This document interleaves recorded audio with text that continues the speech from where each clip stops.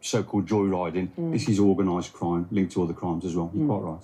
Just to quickly say, the Metropolitan Police have responded on your particular case, Mia, to say there are currently no active lines of inquiry. If any further information comes to light, this will be assessed by officers, but you're obviously very pleased to be back in your car and driving.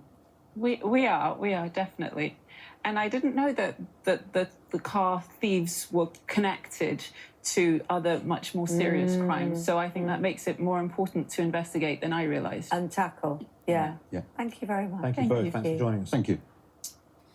Well, still to come, larger-than-life showbiz legend Richard Arnold has news about another larger-than-life showbiz legend. Yes, indeed. Very flattering company for me this morning, Kate. Telly legend Noel Edmonds is throwing open the doors on his new life in New Zealand. And we've got an exclusive first look, but it's actually Noel's physique, which is getting all the attention this week, from blobby to budgies. We'll find out more after the break. You're watching Good Morning Britain on ITV1. I'll see you in a moment.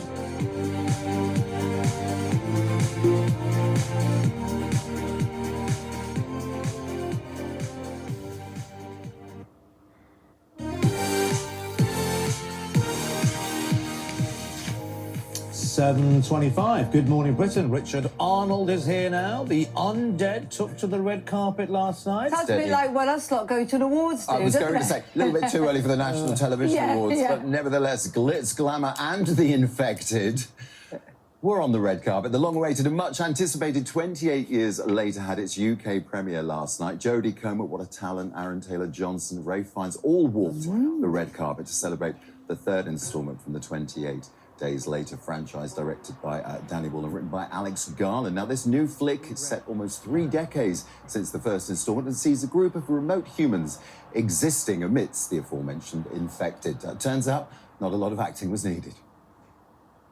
Incredible actors and stunt performers on this film. They were in the makeup chair sometimes for 3 to 5 hours every morning. So when we were running away from things, we didn't really have to imagine an awful lot. You know, we were kind of gifted with the real thing, which meant you just had to react, you know. Super high octane, you know, really physical, a ton of running in this movie, as you would expect, and then there's a lot of other things you wouldn't expect, which is just as exhausting but more emotionally draining. Cracking review of Good Morning Britain Daily. 28 years later, it's cinemas tomorrow. 5 stars from many of the critics this morning, and 100% on Rotten Tomatoes as well. Because it's quite, you know... Niche. It was quite niche in a way, isn't it? Yeah. And it's not been around a while. Sometimes these things come back and they're not good. Yeah, well, like I say, 5 stars. Love that. Next, she may have relinquished the title of fairest of them all as Snow White and picked up the mantle of the First Lady of Argentina, now currently starring in Evita at the London Palladium. One element of the show has